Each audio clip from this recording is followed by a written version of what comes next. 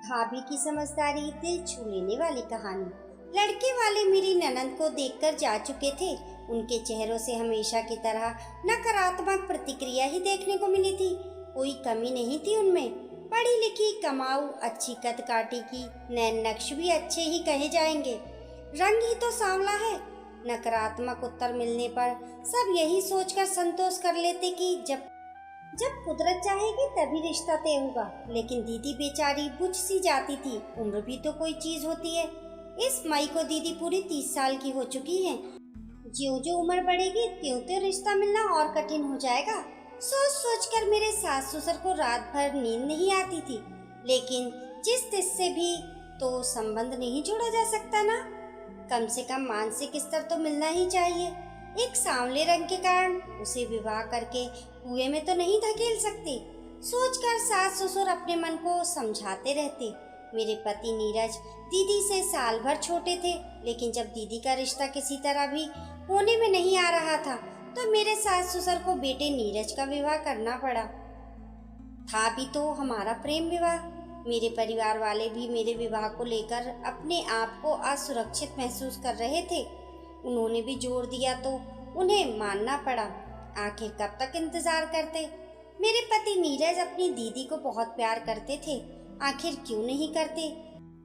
थी भी तो बहुत अच्छी, पढ़ी लिखी और इतनी ऊंची पोस्ट पर कि घर में सभी उनका बहुत सम्मान करते थे। नीरज ने मुझे विवाह के तुरंत बाद ही समझा दिया था। उन्हें कभी यह महसूस नहीं होने दूं कि वे इस घर पर बोझ हैं। उनके सम्मान को कभी ठेस नहीं पहुंचनी चाहिए। इसलिए कोई भी निर्णय लेते समय सबसे पहले उनसे सलाह ली जाती थी। वे भी हमारा बहुत ख्याल रखती थी। मैं अपनी माँ की इकलौती बेटी थी, इसलिए उनको पाकर मुझे लगा जैसे मुझे बड़ी बहन मिल गई है। एक बार नीरज ऑफिस टूर पर गए थे। रात काफी हो चुकी थी। सास ससुर भी गहरी नींद में सो गए थे। लेकिन दीदी अभी तक ऑफिस से नहीं लौटी थी। चिंता के कारण मुझे नींद नहीं आ रही थी। तभी कार के हॉर्न की आवाज सुनाई दी। मैंने खिड़की से झांक कर देखा। दीदी कार से उतर रही थी। उनकी बगल में कोई पुरुष बैठा था। कुछ अजीब सा लगा कि हमेशा तो ऑफिस की कैब्स उन्हें छोड़ने आती थी। आज कैब के स्थान पर कार में उन्हें कौन छोड़ने आया है।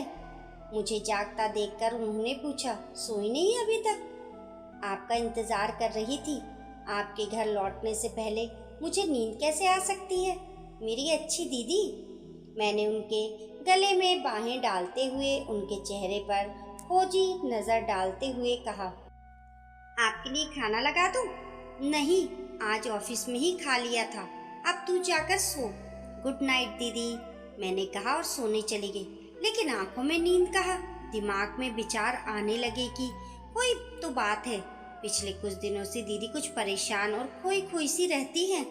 ऑफिस की समस्या होती तो वे घर में अवश्य बताती। कुछ तो ऐसा है जो भाई कम और मित्र अधिक है से साझा नहीं करती। और आज इतनी रात को देर से आना, वह भी किसी पुरुष के साथ, जरूर कुछ दाल में काला है। इसी पुरुष से विवाह करना चाहती तो पूरा परिवार जानकर बहुत खुश होता। सब उनके सुख के लिए उनकी पसंद के किसी भी पुरुष को स्वीकार करने में तनिक भी देर नहीं लगाते। इतना तो मैं अपने विवाह के बाद जान गई हूँ। लेकिन बात कुछ और ही है जिसे वे बता नहीं रही हैं। लेकिन मैं इसकी तह में जाकर ही रहूंगी, मैंने मन ही मन तय किया और फिर गहरी नींद की गोद में चली गई। सुबह 6 बजे आंख खुली तो देखा दीदी ऑफिस के लिए तैयार हो रही थी। मैंने कहा, क्या बात है दीदी, आज जल्दी? मेरी बात पूरी होने से पहले ही वह बोली, हाँ आज जरूरी मीटिंग है इसलिए जल्दी जाना है। नाश्ता भी ऑफिस में कर लूंगी, देर हो रही है, बाय। मेरे कुछ बोलने से पहले ही वे तीर की तरह घर से निकल गई। बाहर जाकर देखा वही गाड़ी थी। इससे पहले कि ड्राइवर को पहचानूं, वह फुर से निकल गई।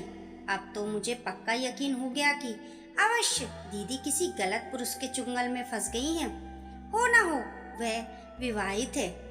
मुझे कुछ जल्दी करना होगा, लेकिन घर में बिना किसी को बताए, वरना वे अपने को बहुत अपमानित महसूस करेंगी।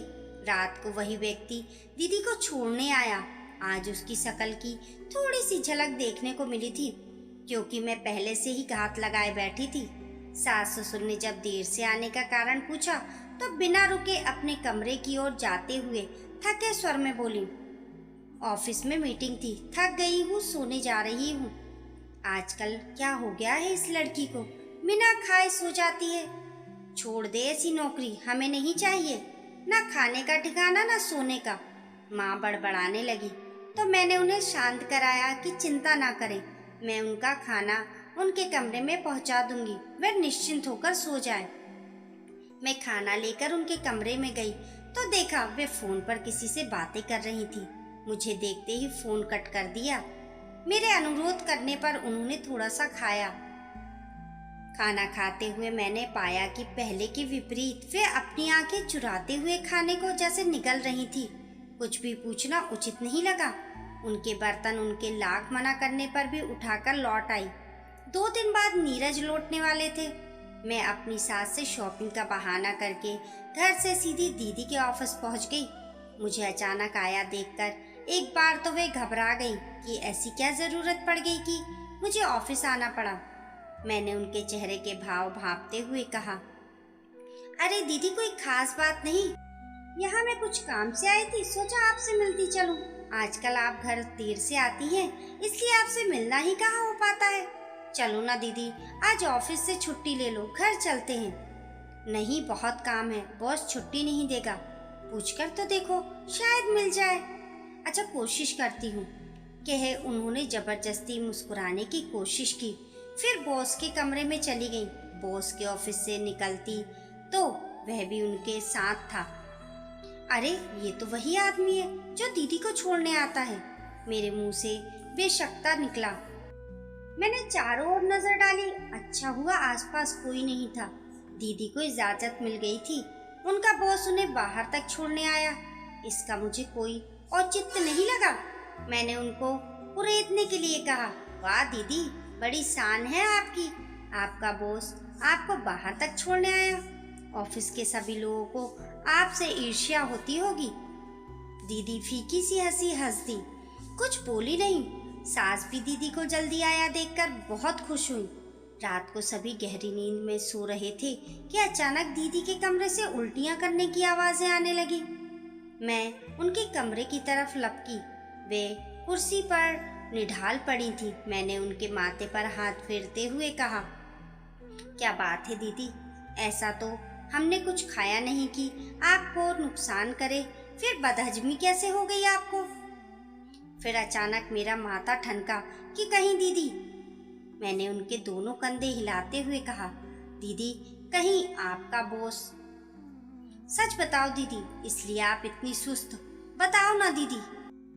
मुझसे कुछ मत छिपाइए, मैं किसी को नहीं बताऊंगी, मेरा विश्वास करो। मेरा प्यार भरा स्पर्श पाकर और संतावना भरे शब्द सुनकर वे मुझसे लिपटकर फूट फूट कर रोने लगी और सकारात्मकता में सिर हिलाने लगी।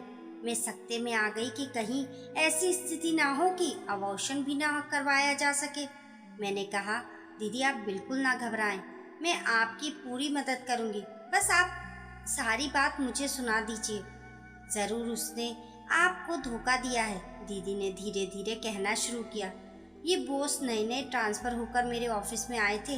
आते ही उन्होंने मेरे में रुचि लेनी शुरू कर दी और एक दिन बोले कि उनकी पत्नी की मृत्यु 2 साल पहले हुई थी। घर उनको खाने को दौड़ता है, अकेलेपन से घबरा गए हैं। क्या मैं उनके जीवन के खालीपन को भरना चाहूंगी?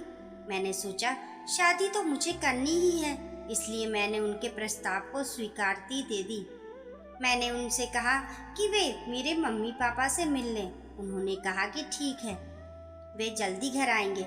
मैं बहुत खुश थी कि चलो, मेरी शादी को लेकर घर में सब बहुत परेशान हैं, सब उनसे मिलकर बहुत खुश होंगे।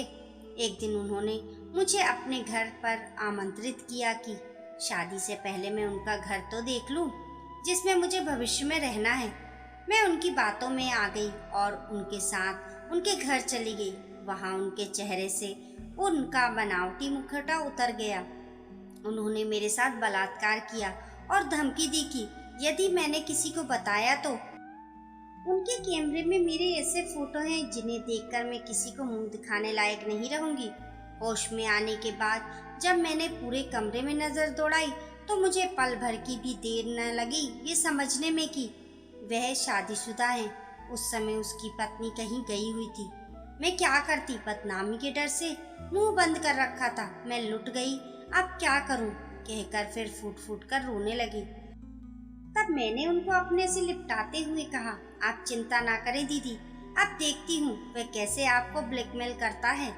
सबसे पहले मेरी फ्रेंड डॉक्टर के पास जाकर अबॉर्शन की बात करते हैं, उसके बाद आपके बॉस से निपटेंगे। आपकी तो कोई गलती ही नहीं है, आप डर रही थी, इसी का फायदा तो वह उठा रहा था। अब आप निश्चित होकर सो जाइए, मैं हूं ना, आज मैं आपके कमरे में ही सोती हूँ। और फिर मैंने मन ही मन सोचा कि अच्छा है पति बाहर गए हैं और सास ससुर का कमरा दूर होने के कारण आवाज से उनकी नींद नहीं खुली। थोड़ी ही देर में दोनों को गहरी नींद ने आ घेरा। अगले दिन दोनों ननंद भाभी किसी फ्रेंड के घर जाने का बहाना करके डॉक्टर के पास जाने के लिए निकली। डॉक्टर चेकअप कर कर बोली, यदि एक हफ्ता और निकल जाता तो अबॉर्शन करना खतरनाक हो जाता। आप सही समय पर आ गई हैं। मैंने भावातिरेक में अपने डॉक्टर फ्रेंड को गले से लगा लिया। वे बोली, रवीना तुम्हें पता है ऐसे कई केस रोज मेरे पास आते हैं। भोली भाली लड़कियों को ये दरिंदे अपने जाल में फंसा लेते हैं और वे बदनामी के डर से सब सहती रहती हैं। लेकिन तुम तो स्कूल के जमाने से ही बड़ी हिम्मत वाली रही हो। याद है वे रोहित जिसने तुम्हें तंग करने की कोशिश की थी, तब तुमने प्रिंसिपल से शिकायत करके उसे स्कूल से निकलवा कर ही दम लिया था। अरे मोनिका, तुझे अभी तक याद है? सच वे भी क्या दिन थे। और फिर दोनों खिलखिलाकर हंस पड़ी। भावना के चेहरे पर भी आज बहुत दिनों बाद मुस्कुराहट दिखाई दी थी। अबॉर्शन हो गया। घर आकर मैंने अपनी सास से बोली, दीदी को फ्रेंड के घर में चक्कर आ गया था, इसलिए डॉक्टर के पास होकर आई है। उन्होंने बताया कि खून की कमी है, खाने का ध्यान रखें और एक हफ्ते की बेड रेस्ट लें। चिंता की कोई बात नहीं है। सास ने दुखी मन से कहा, मैं तो कब से कह रही हूँ खाने का ध्यान रखा करो, लेकिन मेरी कोई सुने तब ना। एक हफ्ते में ही दीदी भली चंगी हो गई। उन्होंने मुझे गले लगाते हुए कहा, तुम कितनी अच्छी हो भाभी, मुझे मुसीबत से छुटकारा दिला दिया। तुमने माँ से भी बढ़कर मेरा ध्यान रखा। मुझे तुम पर बहुत गर्व है। ऐसी भाभी सबको मिले। अरे दीदी, पिक्चर अभी बाकी है, अभी तो उस दरिंदे से निपटना है। एक हफ्ते बाद हम योजना अनुसार बॉस की पत्नी से मिलने के लिए गए। उनको उनके पति का सारा कच्चा चिट्ठा बयान किया तो वे हैरान होते हुए बोली, इन्होंने यहाँ भी नाटक शुरू कर दिया। दिल्ली से तो किसी तरह ट्रांसफर करवा कर यहाँ आए हैं कि शायद शहर बदलने से ये कुछ सुधर जाए, लेकिन कोई कहते हुए वे रुआंदी सी हो गई। हम उनकी बात सुनकर अवाक रह गए। सोचने लगे कि इससे पहले न जाने कितनी लड़कियों को उसने बर्बाद किया होगा। उसकी पत्नी ने फिर कहना शुरू किया, अब मैं इन्हें माफ नहीं करूंगी, सजा दिलवाकर ही रहूंगी। चलो पुलिस स्टेशन चलते हैं, इनको इनके किए की सजा मिलनी ही चाहिए। मैंने कहा, आप जैसी पत्नी हो तो अपराध को बढ़ावा मिले ही नहीं। हमें आप पर गर्व है। और फिर हम दोनों ननंद भाभी उनकी पत्नी के साथ पुलिस को लेकर बॉस के पास उनके ऑफिस पहुंच गए। पुलिस को और हम सबको देखकर वे हक्का बक्का रह गया। ऑफिस के सहकर्मी भी सख्ते में आ गए। उनमें से एक लड़की भी आकर हमारे साथ खड़ी हो गई। उसने भी कहा कि उन्होंने उसके साथ भी दुर्व्यवहार किया है। पुलिस ने उन्हें अरेस्ट कर दिया। दीदी भावातिरेक में मेरे गले लगकर सिसकने लगी। उनके आंसुओं ने सब कुछ कह डाला। घर आकर मैंने सास ससुर को कुछ नहीं बताया। पति से भी अबॉर्शन वाली बात तो छुपा ली, मगर ये बता दिया कि वह दीदी को बहुत परेशान करता था। सुनते ही उन्होंने मेरा माथा चूम लिया और बोले, वाह, मुझे तुम पर गर्व है। तुमने मेरी बहन को किसी के चुंगल में फंसने से बचा लिया। बीवी हो तो ऐसी। उनकी बात सुनकर हम ननंद भाभी दोनों एक दूसरे को देख मुस्कुरा दी। दोस्तों, आप लोगों की इस कहानी के बारे में क्या राय है, हमें कमेंट करके ज़रूर बताइए। कहानी पसंद आने पर लाइक और शेयर करें। ऐसी ही अच्छी अच्छी कहानियों के लिए चैनल को सब्सक्राइब करना ना भूलें। मिलते हैं फिर एक नई कहानी के साथ। तब तक के लिए नमस्कार।